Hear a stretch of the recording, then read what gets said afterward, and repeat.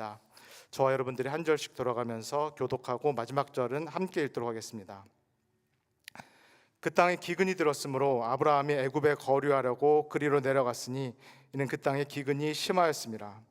그가 애굽에 가까이 이르렀을 때 그의 아내 사라에게 말하되 내가 알기에 그대는 아리따운 여인이라. 애굽 사람이 그대를 볼 때 이르기를 이는 그의 아내라 하여 나는 죽이고 그대를 살리리니 원하건대 그대는 나의 누이라 하라. 그러면 내가 그대로 말미암아 안전하고 내 목숨이 그대로 말미암아 보존되리라 하니라. 아브라함이 애굽에 이르렀을 때 애굽 사람들이 그 여인이 심히 아름다움을 보았고 바로의 고관들도 그를 보고 바로 앞에서 칭찬함으로 그 여인을 바로의 궁으로 이끌어들인지라. 이에 바로가 그로 말미암아 아브라함을 후대함으로 아브라함이 양과 소와 노비와 암수 나귀와 낙타를 얻었더라. 여호와께서 아브라함의 아내 사레의 일로 바로와 그 집에 큰 재앙을 내리신지라. 바로가 아브라함을 불러서 이르되 내가 어찌하여 나에게 이렇게 행하였느냐. 내가 어찌하여 그를 내 아내라고 내게 말하지 아니하였느냐. 내가 어찌 그를 누이라 하여 내가 그를 데려다가 아내를 삼게 하였느냐. 내 아내가 여기 있으니 이제 데려가라 하고 바로가 사람들에게 그의 일을 명하며 그들이 그와 함께 그의 아내와 그의 모든 소유를 보내었더라. 아멘. 안녕하세요. 신년 예배 둘째 날에 나오신 모든 분들을 주님의 이름으로 환영합니다. 제가 보기에 어제 나오신 분들이 또 많이 나오셨기 때문에 제가 질문을 한번 드려보겠습니다. 제가 어제 했던 그 설교의 제목이 무엇이었나요? 어제 설교를 했는데요. 말씀이 이끄는 교회입니다. 그리고 제가 했던 설교 제목은 2026년 우리 교회를 향한 하나님의 표이기도 합니다. 말씀이 이끄는 교회. 하나님께서 우리에게 충만히 말씀하시는 그런 한 해가 되기를 소원합니다. 그리고 우리는 그 들은 말씀을 우리의 마음속에 심령 속에 깊이 새기는 그런 한 해가 되기를 소원합니다.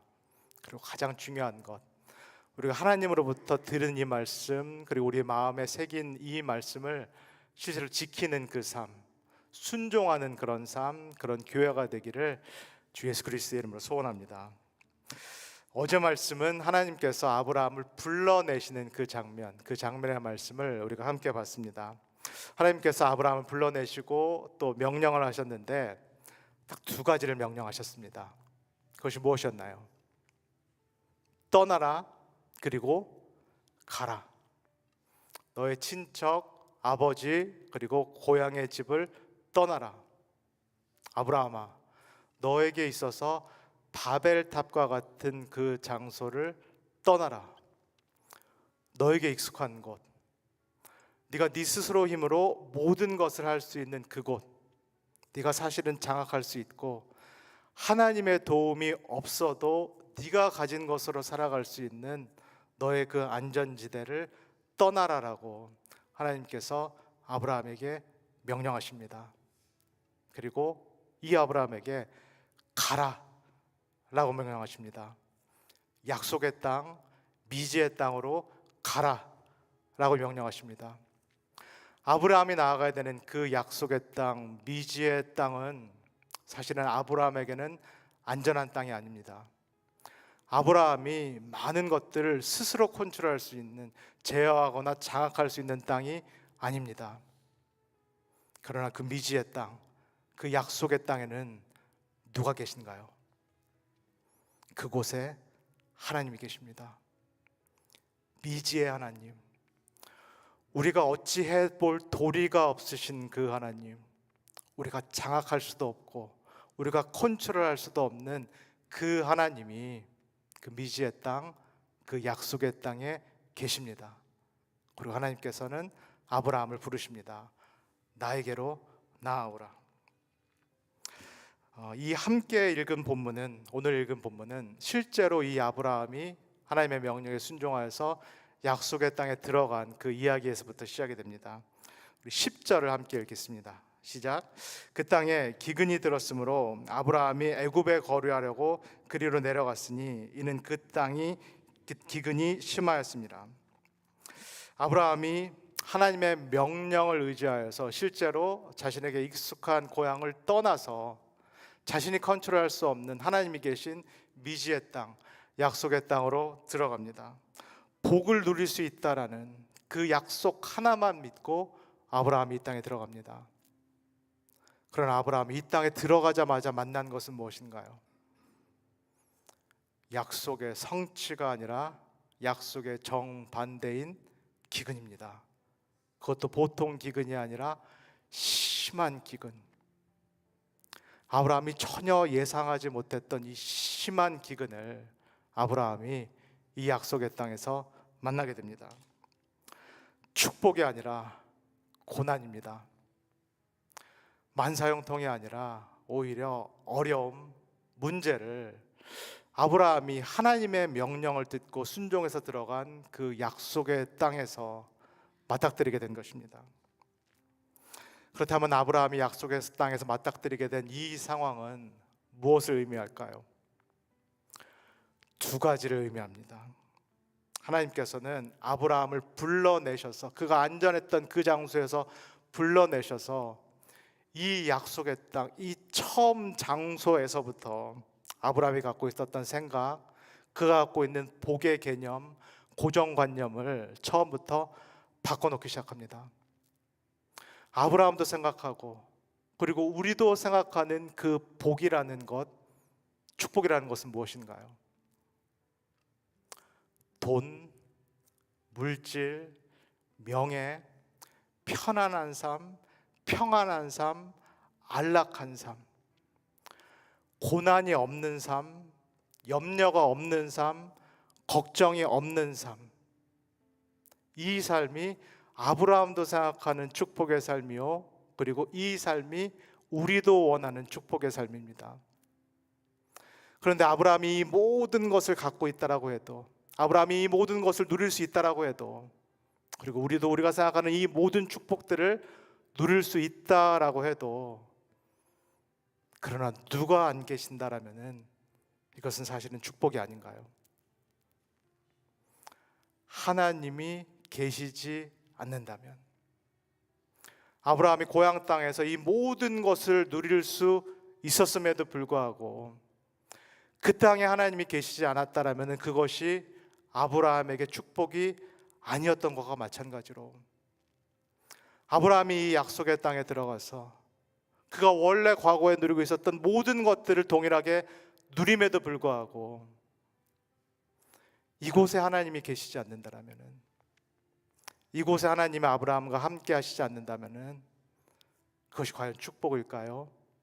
아니면 그것은 아브라함에게 저주가 될까요? 약속의 땅에서 아브라함이 예상치 못하게 맞닥뜨리게 된 것, 그것은 믿음의 시험입니다. 12장 앞부분에서 본 것처럼 아브라함은 대단한 믿음의 결정을 한 것입니다. 하나님께서 떠나라라고 말씀하신 그대로 아브라함은 떠났습니다. 하나님이 가라라고 말씀하신 그대로 아브라함은 약속의 땅, 이 미지의 땅, 자신이 컨트롤할 수 없는 그 세상 한복판으로 들어갔습니다. 그리고 하나님께서 이 땅에 가나안 민족들이 있음에도 불구하고 이 땅을 주겠다라는 그 약속을 아브라함은 끝까지 붙들고 있습니다. 그런데 이 약속의 땅, 하나님의 말씀을 믿고 들어간 이 약속의 땅에서 처음 맞닥뜨리게 된 것은 무엇인가요? 약속의 성취가 아니라 오히려 약속의 정반대입니다.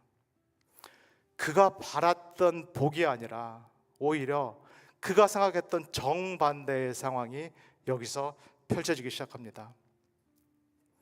믿음이라는 것, 참된 믿음이라는 것, 내가 다른 것이 아니라, 다른 조건을 신뢰하는 것이 아니라 하나님 한 분만 신뢰하고 있다라는 것을 내가 알기 위해서, 이때는 시험을 만나봐야만, 고난을 당해봐야만 내 마음이 정말로 참된지, 내 믿음이 정말로 참된 믿음인지 알 수 있습니다.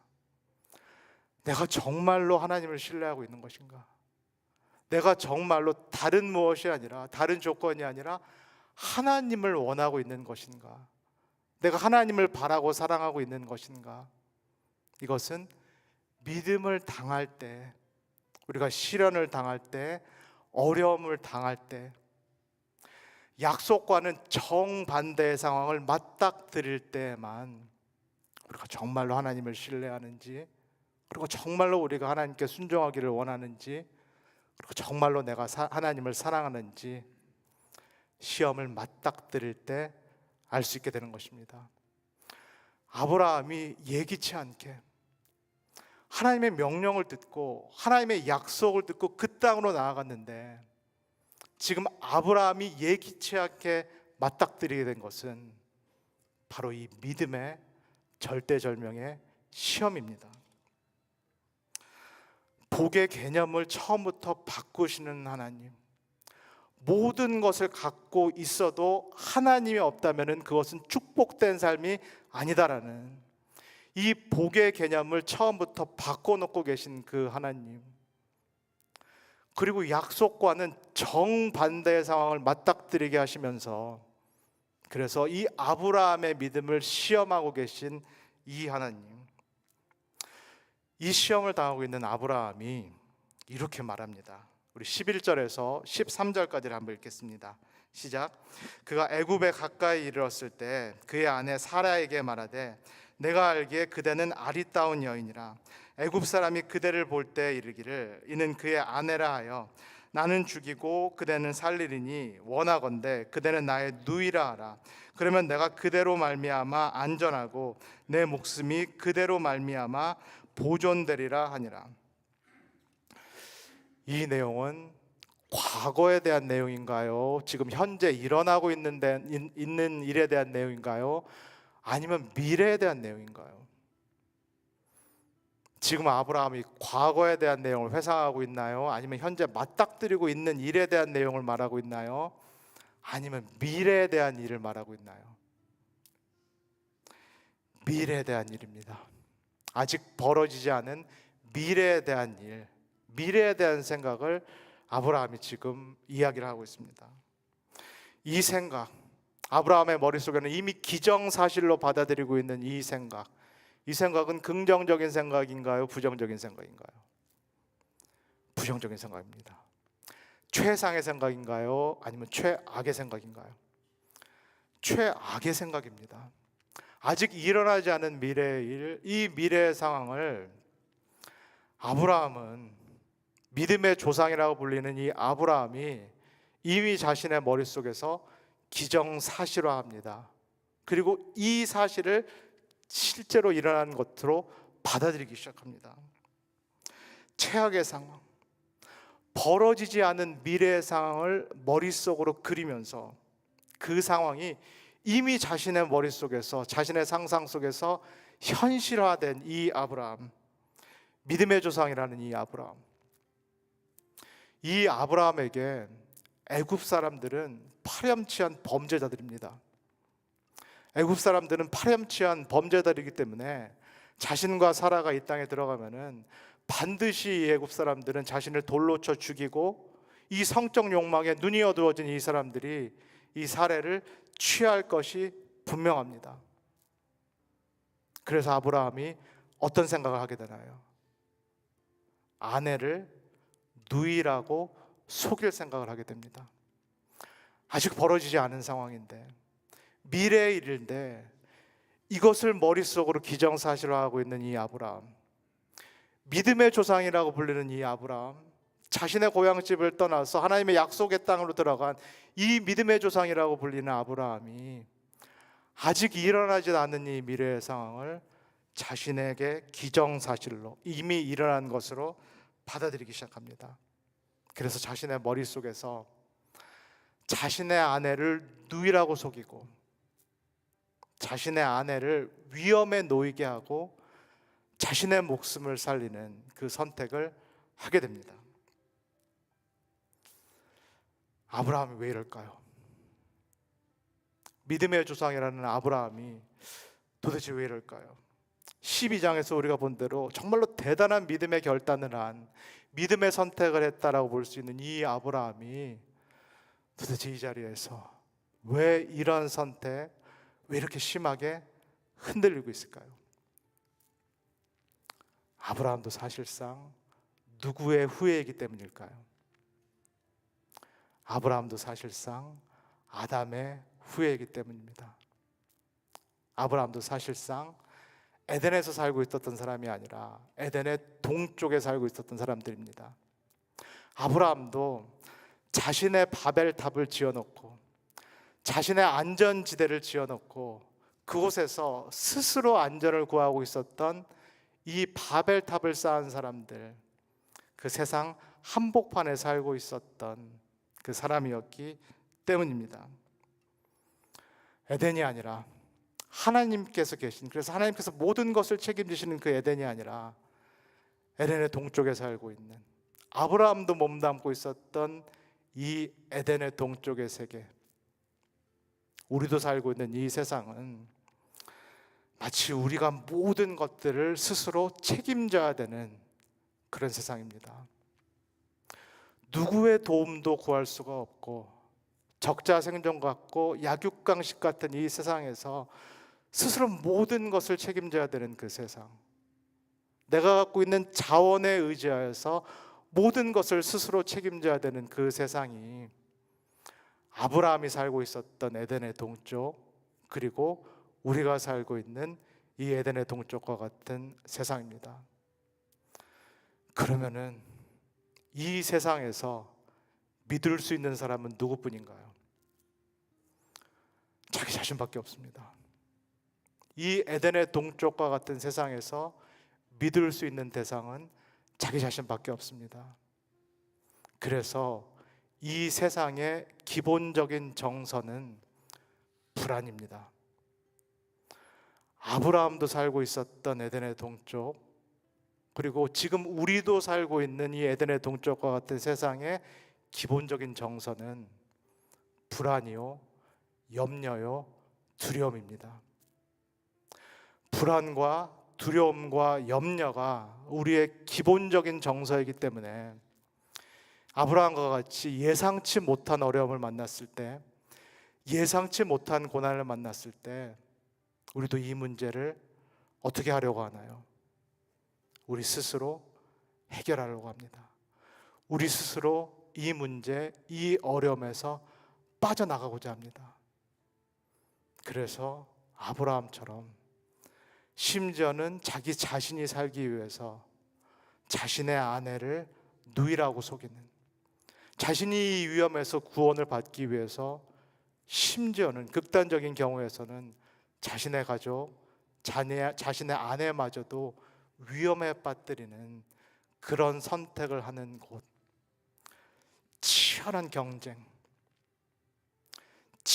경쟁을 넘어서서 적자생존, 전쟁과 같은 이 사회, 이 세상에서 믿을 것이라고는, 믿을 대상이라고는 나밖에 없는, 자기 자신밖에 없는 그 세상이 바로 이 아브라함이 살고 있는 에덴의 동쪽인 것입니다. 그러면은 이 에덴의 동쪽에 살고 있다라고 스스로 믿고 있는 이 아브라함이 이미 자신의 머릿속에는 기정사실로 받아들인 이 현실이 실제로 이루어지나요? 실제로 펼쳐지나요?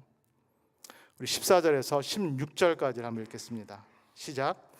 아브라함이 애굽에 이르렀을 때 애굽 사람들이 그 여인이 심히 아름다움을 보았고 바로의 고관들도 그를 보고 바로 앞에서 칭찬함으로 그 여인을 바로의 궁으로 이끌어들인지라. 이에 바로가 그로 말미암아 아브라함을 후대함으로 아브라함이 양과 소와 노비와 암수, 나귀와 낙타를 얻었더라. 아브라함이 머릿속에 그렸던 그 상황, 아브라함이 이미 기정사실로 받아들였던 그 상황, 그 최악의 상황, 그 극단적인 상황이 펼쳐졌나요? 이루어졌나요? 이 애굽의 파렴치한들이 실제로 아브라함을 돌로 쳐 죽였고, 이 성적 욕망에 휩싸인 이 이집트 사람들이 이 아브라함의 아내 사레를 빼앗아 갔나요? 그렇지 않습니다. 아직 최악의 상황이 일어난 것이 아닙니다. 아브라함이 머릿속으로 그려놨고 상상했던 그 최악의 상황이 일어나지 않았습니다. 오히려 아브라함이 무엇을 받았다라고까지 우리가 말할 수 있을까요? 아브라함이 예상치 않은 복을 받았다라고까지 말할 수 있습니다. 이 애굽 사람들로부터 양과 소와 나귀와 낙타를 후하게 선물로 받았다. 전혀 예상하지 않게 아브라함이 이 땅에서, 하나님께서 말씀하신 약속의 땅에서 애굽 사람들로부터 축복을 받았다라고까지 말할 수 있겠습니다. 이 일이 어떻게 이루어진 것인가요? 아브라함은 머릿속으로 온갖 부정적인 상황, 최악의 상황을 그려놨고 그것을 기정사실화했기 때문에 자신에게는 현실로 된 이 상황을 모면하기 위해서 자신의 아내마저도 누이라고 속였는데, 이 모든 상황을 내가 책임져야 된다고 생각해서 빠져나올 국리를 마련한 것이 자신의 아내를 속이는 일이었는데, 근데 자신이 그렸던 이 부정적인 상황과는 다르게 오히려 애굽 사람들로부터 환대를 받고 축복을 받는 이 상황이 왜 일어난 것일까요? 어떻게 일어난 것일까요? 우리 17절 한번 읽겠습니다. 시작. 여호와께서 아브라함의 아내 사레의 일로 바로와 그 집에 큰 재앙을 내리신지라. 누가 이 모든 상황을 보고 계셨던 것일까요? 지금 우리가 눈앞에 보고 있는 이 모든 상황의 배후에 누가 계신 것일까요? 그리고 정말 위급한 상황, 믿음의 조상이라는 이 아브라함이 잘못된 선택을 하고 있는, 그래서 자기 자신뿐만 아니라 사라, 이 가족뿐만 아니라 사실은 약속의 자손이 달려있는 이 절대절명의 상황을 위기에 빠뜨리고 있는 이 아브라함, 이 흔들리는 믿음 때문에 위기에 빠뜨리고 있는 이 아브라함을 과연 누가 구해주고 계신 것인가요? 하나님께서 구원해주고 계십니다. 우리가 믿음의 조상, 믿음의 아버지라고 말하는 이 아브라함조차도 하나님께 받은 약속과 정반대의 현실이 펼쳐질 때, 자신이 예상했던 것과 정반대의 일이 펼쳐질 때 그의 믿음이 심하게 흔들리고 있는데, 믿음만 흔들리는 것이 아니라 그의 존재 자체가 심하게 흔들리고 있는데, 이 상황에서 흔들리지 않으시는 분이 누구신가요? 이 상황에서도 변하지 않는 한 분이 누구신가요? 이 상황에서도 굳건한 반석 같은 그 한 분이 누구신가요? 하나님이십니다. 아브라함을 갈대아 우르에서 불러내신 그 하나님, 그 동일한 하나님께서 이 미지의 상황, 아브라함이 어떻게 해볼 도리가 없는 상황, 그가 컨트롤하거나 제어할 수 없는 이 상황에서 흔들리지 않으신 하나님, 견고하신 하나님, 그리고 반석과 같은 하나님께서 이 흔들리는 하나님을 붙잡아주고 계신 것입니다. 나는 너를 축복하는 사람을 축복할 것이다.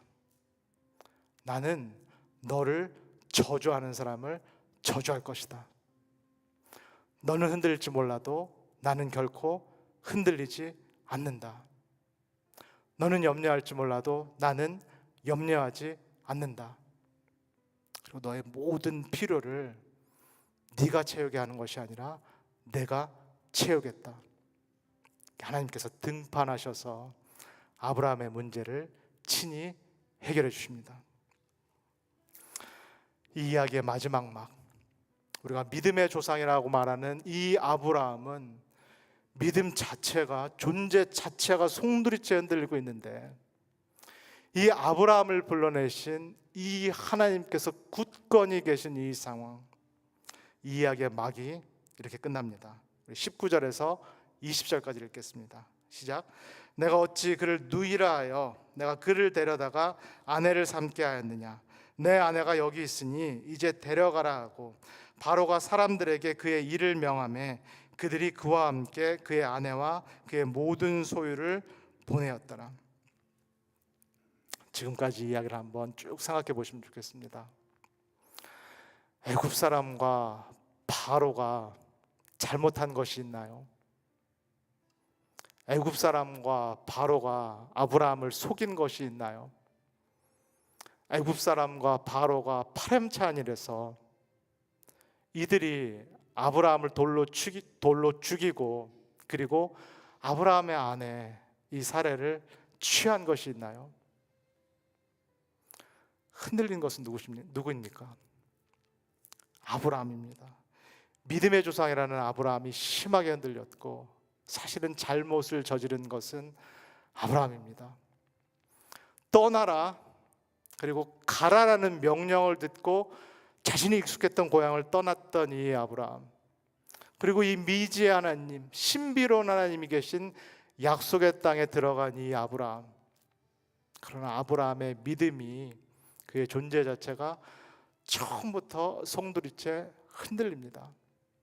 그래서 하나님이 없는 삶, 하나님이 안 계신 것 같은 그런 결정, 그가 갈대아 우르에서 살던 그 방식 그대로 스스로 모든 것을 책임지고자 하는 그 삶, 내가 여기서 내가 갖고 있는 자원으로 살아남겠다라는 그 결정, 그래서 심지어는 자신이 지키고 보호해야 될 아내마저도 속여서 아내를 위험에 몰아넣는 그 최악을 결정을 한 것이 바로 아브라함입니다. 믿음의 조상이라는 이 아브라함이 흔들렸기 때문에 사실은 누구도 큰 해를 당할 그 위험에 놓이게 된 것인가요? 사실은 무고한 이 애굽 사람들,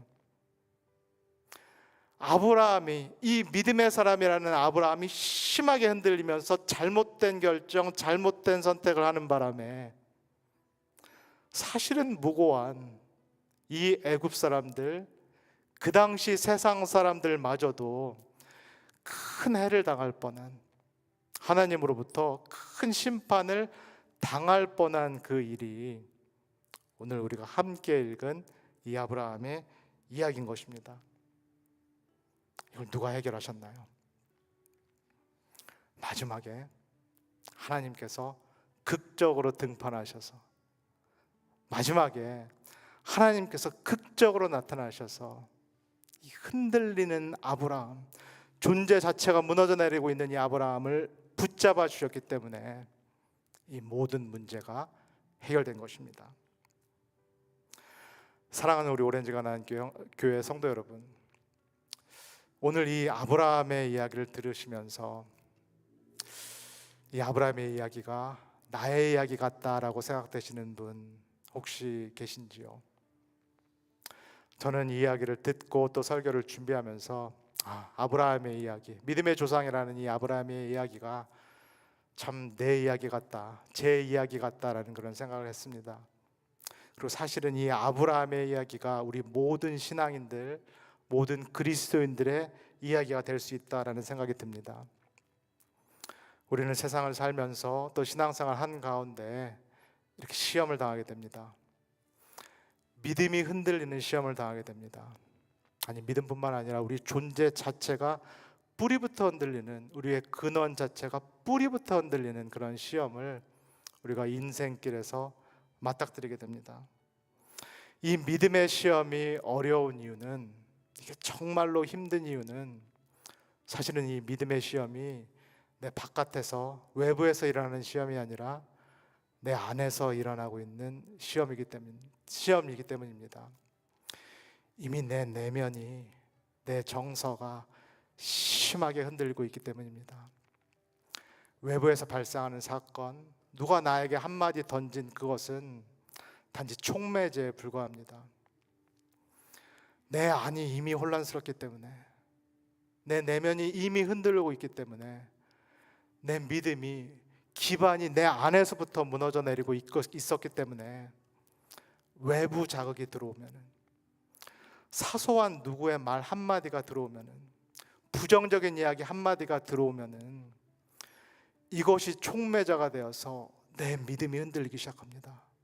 믿음만 흔들리는 것이 아니라 내 존재 자체가 휘청이기 시작합니다. 우리가 외적으로가 아니라 이렇게 내적으로, 그리고 깊은 정서가 흔들리는 우리의 이 심령 자체가, 성경에서 영혼이라고 말하는 내 존재 자체가 흔들리는 그 이유는 무엇일까요? 우리가 세상 한가운데를 살고 있고 우리가 이 땅을 살아가는 한 우리도 여전히 아담의 후예요, 그리고 바벨탑의 후예들이기 때문입니다. 내 안에 여전히 아담의 정서, 바벨탑의 정서, 그리고 세상의 정서가 남아있기 때문입니다. 아담의 정서, 바벨탑의 정서, 세상의 정서는 기본적으로 불안입니다. 염려입니다. 두려움입니다. 이것이 우리가 발딛고 있는 세상의 기본적인 정서이기 때문에 우리는 세상을 살아가면서 안전하지 못하다고 느낍니다. 우리는 늘상 불안을 달고 삽니다. 우리는 입버릇처럼 부정적인 말을 달고 삽니다. 불안과 걱정과 염려가 우리의 생각에 떠날 날이 없습니다. 이게 우리를 사로잡고 있는 기본적인 정서이기 때문에 우리는 어떻게 하나요? 아브라함처럼 이 모든 일들을 내가 해결하고자 합니다. 불안과 염려와 두려움을 견디는 것이 힘들기 때문에 이러한 요소들을 내가 어떻게든 스스로 처리하고 내가 어떻게든 스스로 해결하고자 합니다. 불안과 염려와 두려움이 강하다 보니까는 믿음을 갖고 있다라고 말해도, 내가 하나님을 신앙을 하고 있다라고 말해도 어떨 때에는 아브라함처럼 이제는 수단과 방법을 가리지 않고도 이 불안 요소들을 없애고자 합니다. 하나님의 도우심을 기다리지 못하고, 하나님께서 일하실 때까지 기다리지 못하고, 불안과 두려움과 염려 때문에 내가 스스로 이 문제를 해결하고자 합니다.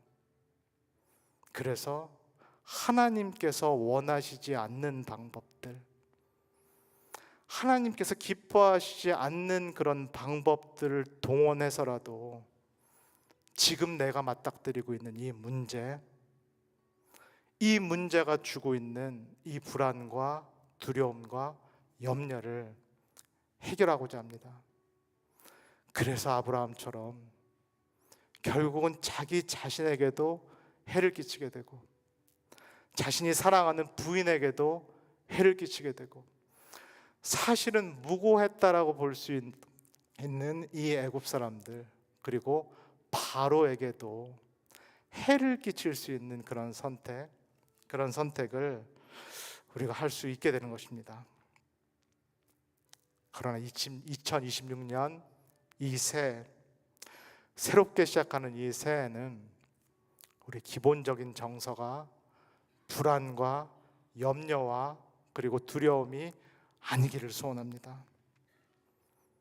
그러면 어떻게 세상 사람들도 기본 정서로 갖고 있고 하나님을 믿는다라고 그렇게 말하는 우리도 기본 정서로 갖고 있는 이 불안과 염려와 두려움을 우리가 몰아낼 수 있을까요? 우리가 이길 수 있을까요? 방법은 딱 한 가지밖에 없습니다. 누구에게 나아가는 일일까요? 하나님께 나아가는 일. 그것도 더 가까이 나아가는 일. 우리의 마음을 알고 계신 하나님, 믿는다 하면서도 사실은 믿지 못하는 우리를 너무나도 잘 알고 계시는 이 하나님, 하나님을 신앙한다라고 말하지만 사실은 하나님 외에 다른 것들에 내 신뢰를 두고 있다는 것을 너무나도 잘 알고 계신 우리 하나님, 속일래야 속일 수 없는 그 하나님, 우리의 본성을 알고 계시고 우리의 태생을 알고 계시고 우리의 뼛속까지 다 알고 계신 하나님, 그러나 이 모든 것을 다 알고 계심에도 불구하고 나에게 오라, 나에게 날아오라고 말씀하시는 그 하나님, 내가 너에게 평안을 줄 것이다, 내가 너에게 네가 원하는 그 안정감을 줄 것이다. 불안하고 염려하고 두려워하는 네가 정말로 원하고 바라는 이 세상에 어디를 돌아다녀도 만날 수 없는 그 마음, 네가 찾고 있는 그 깊은 정서, 네가 찾고 있는 그 깊은 만족감, 네가 원하는 그 안전하다라는 느낌, 그 안정감을 다름 아닌 내가 너에게 줄 것이다. 하나님께서 이 아침에 아브라함에게 그리고 우리 모두에게 약속하십니다. 불안과 염려, 두려움이 몰려올 때 이것은 어쩌면 나의 믿음을 시험하시는, 우리의 믿음을 테스트하시는 하나님의 방법이요, 우리는 그 시간을 통과하고 있는지도 모릅니다. 내 마음속에 불안과 염려가 많다라는 것은 하나님께서 나를 가까이 나오라고 부르는 그 신호일지도 모릅니다. 내 삶에 고난이 있다라는 것, 내 삶에 고통이 있다라는 것은 하나님이 나에게로 나아오라, 더 가까이 나아오라, 이런 하나님께서 우리를 부르시는 확성기일지 모르겠습니다. 불안과 염려 그리고 두려움을 기본 정서로 갖고 사는 그런 인생이 아니라 믿음으로 사는 인생, 비록 미지의 하나님일지라도, 우리가 어찌 해볼 도리가 없는 그 주인 되신 하나님일지라도, 그러나 그 하나님께 내 남은 인생을 거는, 우리에게 참된 확신과 안정감을 주실 수 있는 유일하신 그 하나님께 나의 인생을 모험으로 걸 수 있는 우리 모든 성도님들이 되시기를 소원합니다.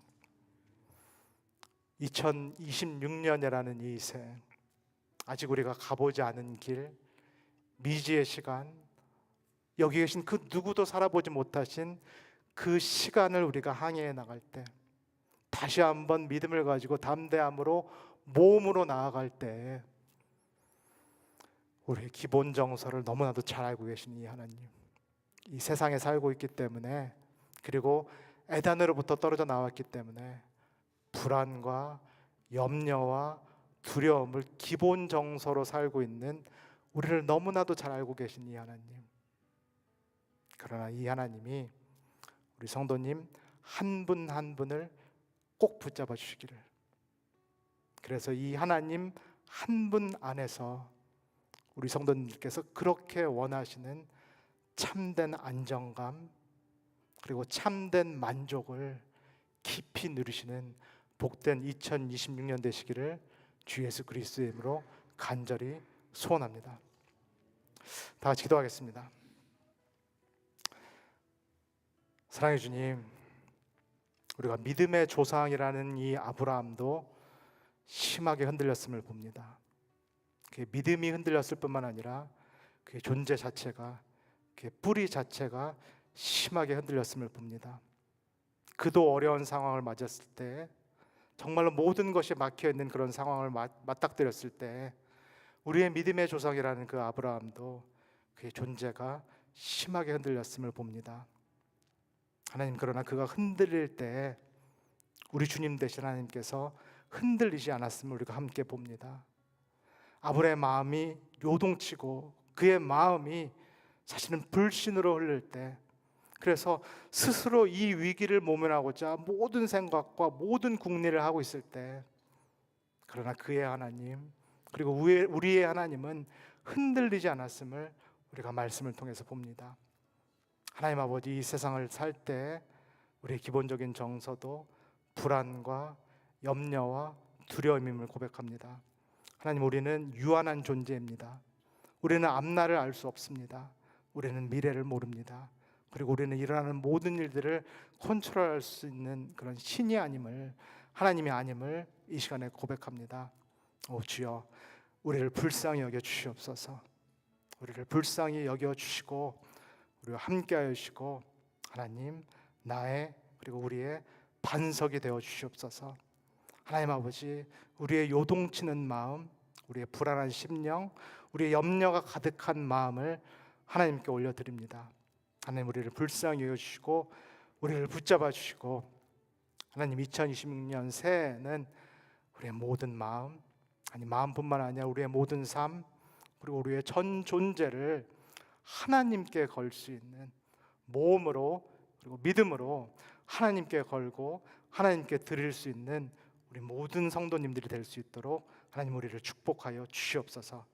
감사를 드리며 예수님의 이름으로 기도합니다. 아멘. 주기도문 하시고 또 각자 기도하시고 아침 식사하도록 하겠습니다. 하늘에 계신 우리 아버지여, 이름이 거룩히 여김을 받으시오며 나라의 임하옵시며 뜻이 하늘에서 이룬 것 같이 땅에서도 이루어지이다. 오늘날 우리에게 일용할 양식을 주옵시고 우리가 우리에게 죄진 자를 사하여 준 것 같이 우리의 죄를 사하여 주옵시고 우리를 시험에 들게 하지 마옵시고 다만 악에서 구하옵소서. 나라와 권세와 영광이 아버지께 영원히 있사옵나이다. 아멘.